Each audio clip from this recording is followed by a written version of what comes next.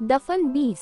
रात के समय जब बच्चे गहरी नींद में चले गए तब पलक रसोई में कुछ काम निपटाने के बाद बाहर निकलती है। गलियारे में हल्की रोशनी थी। वह देखती है कि रचित बालकनी में अकेला खड़ा है। मौसमी हल्की ठंडी हवा चल रही थी। तभी उसकी नजर जाती है कि उसके हाथ में झलक का पुराना स्कार्फ है, जिसे वह धीरे धीरे अपनी उंगलियों से सहला रहा है।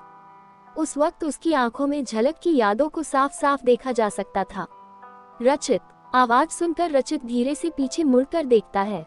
उसके चेहरे पर गहरी उदासी और थकान के भाव स्पष्ट थे। वह कुछ नहीं कहता, बस पलक की ओर देखता है। पलक उसके पास आती कहती है, यहाँ अकेले क्या कर रहे हो? अंदर चलो। रचित हल्की मुस्कान के साथ कहता है, बस यूं ही, थोड़ा अकेले रहना चाहता था। पलक स्कार्फ की ओर इशारा करते हुए पूछती है, ये झलक का है न? रचित स्कार्फ को देखकर एक गहरी सांस छोड़ता हुआ कहता है, हाँ, वह हमेशा इसे पहनती थी। इस स्कार्फ में उसकी खुशबू आज भी वैसी ही है। लगता है जैसे वो आज भी मेरे आसपास है। पलक एक पल के लिए खामोश हो जाती है। फिर वह रचित के कंधे पर हाथ रखती हुई कहती है, रचित, मुझे पता है कि झलक की यादें तुम्हारे दिल से कभी नहीं मिटेंगी, और सच कहूँ, उसे भुलाना चाहिए भी नहीं, लेकिन तुम अपनी जिंदगी यूं ठहराव में नहीं जी सकते। झलक भी यही चाहती कि तुम खुश रहो। रचित आंखों में दर्द के साथ, मैं कोशिश करता हूँ दीप, लेकिन हर बार जब मैं आगे बढ़ने की सोचता हूँ, लगता है जैसे मैं उसे धोखा दे रहा हूँ। ये धोखा नहीं है रचित, ये तुम्हारी जिंदगी है और इसे आगे बढ़ाना तुम्हारा हक है। झलक चाहती थी कि तुम खुश रहो, एक नई शुरुआत करो। रचित खामोशी से आसमान की तरफ देखने लगता है।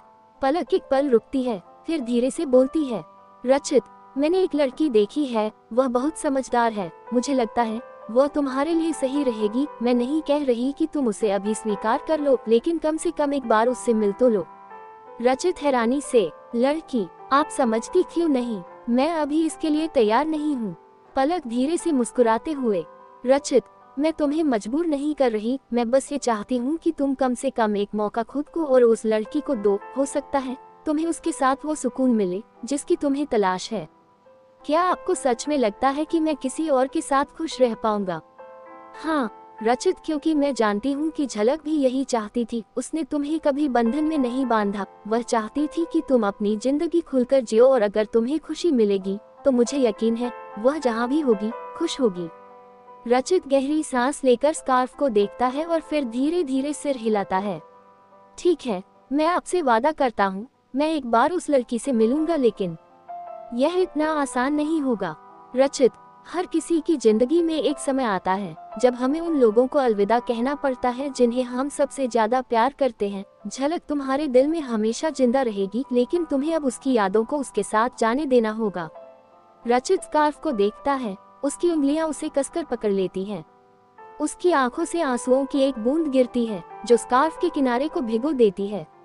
रचित थके हुए स्वर में, दी, ये सिर्फ एक स्कार्फ नहीं है, ये झलक की आखिरी याद है जिसे मैं अब तक अपने साथ रखे हुए हूँ। इसे देखकर मुझे लगता है जैसे वह कहीं आसपास है, मेरी जिंदगी का हिस्सा। इसे छोड़ने का मतलब है उसे खो देना। पलक सहानुभूति भरे स्वर में, रचित, उसे कभी खोया नहीं जा सकता। वो हमेशा तुम्हारे साथ है, लेकिन इस स्कार्फ को पकड़े रहने से उसकी आत्मा को भी शांति नहीं मिलेगी। उसे जाने दो ताकि वह भी आजाद हो सके और तुम भी। रचित का गला भर आता है। उसकी उंगलियां स्कार्फ पर और कस जाती हैं। पलक उसकी ओर देखती है, उसका कंधा पकड़ती हल्की सी कहती है, झलक को जाने दो रचित, उसे अपने दिल में रहने दो, लेकिन अपनी जिंदगी में उसे बांध कर मत रखो।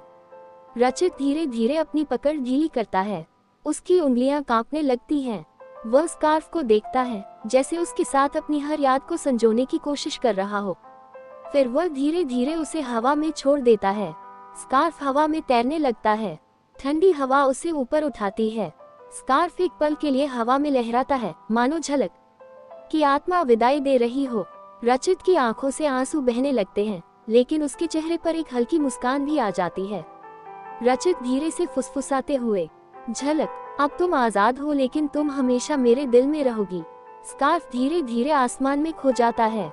पलक रचित के पास खड़ी थी, उसकी आंखों में भी नमी है। वह रचित के कंधे पर हाथ रखती है। अब तुमने उसे जाने दिया रचित, ये देखकर वह खुश होगी। अब तुम्हें अपनी जिंदगी को एक नई शुरुआत देनी चाहिए।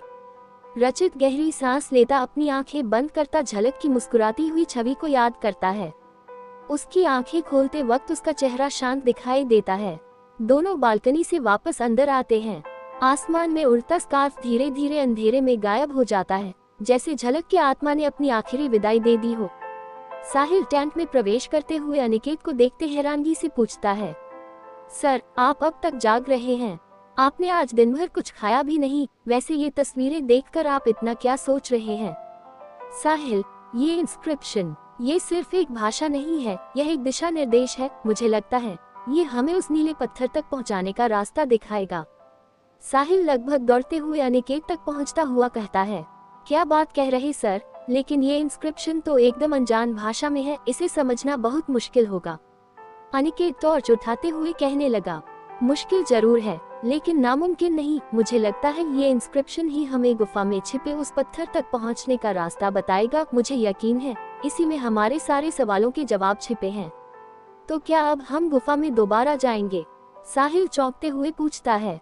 हाँ, लेकिन इस बार हमें पूरी तैयारी के साथ जाना होगा। लेकिन पहले इस इंस्क्रिप्शन को समझने की कोशिश करते हैं। अपनी बात कहते हुए अनिकेत अपने मोबाइल की इमेज को जूम करता हुआ कहने लगा, देखो, इस लिपि को चित्रों द्वारा छिपाया गया है। अगर ग्राफिक्स की मदद से इन इमेज को इस लिपि से सेपरेट किया जाए तो मैं ये लिपि पढ़ सकता हूँ। बस साहिल, अगर कोई क्रिप्टोग्राफिक स्पेशलिस्ट हो तो बात बना सकती है। क्रिप्टोग्राफिक सोचते हुए साहिल कहने लगा, इसमें तो हामिद सर एक्सपर्ट थे और उन्होंने ही बताया था कि उनकी भांजी माहिरा भी इसमें एक्सपर्ट है। अरे हाँ सर, इसलिए तो हामिद सर ने उसे यहाँ बुलाया, पर जब तक वो यहाँ आए हामिद सर ही गायब हो गए। हामिद सर का पता लग जाएगा। पहले ये पहेली तो सुलझे, अब इसमें माहिरा हमारी मदद कर सकती है। चलो, अभी ज्यादा रात नहीं हुई है, ध्रुव को कॉल तो लगाओ, वहाँ सब कैसा है? हाँ सर, बात नहीं की मैंने, यहाँ आते उलझ गए तो ख्याल ही नहीं रहा। मैं अभी कॉल करता हूँ। वैसे यहाँ नेटवर्क का बहुत इशू है, मैं बाहर निकलकर कॉल करता हूँ।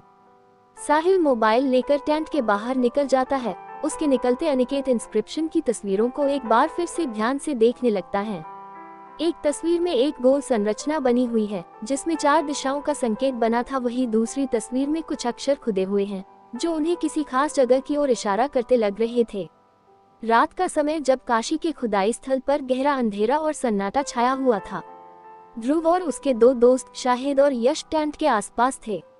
माहिरा को इस बात का अंदेशा हो चुका है कि ध्रुव और उसके दोस्त कुछ गलत करने की फिराक में हैं। वह चौकस थी, लेकिन उसे नहीं पता कि आज की रात उसकी जिंदगी की आखिरी रात होगी। क्या रचित अब अपने जीवन में एक नई शुरुआत कर पाएगा? क्या पलक की कोशिशें उसे आगे बढ़ने में मदद करेगी? क्या साजिश रच रहे हैं ध्रुव के दोस्त? जानने के लिए सुनते रहे।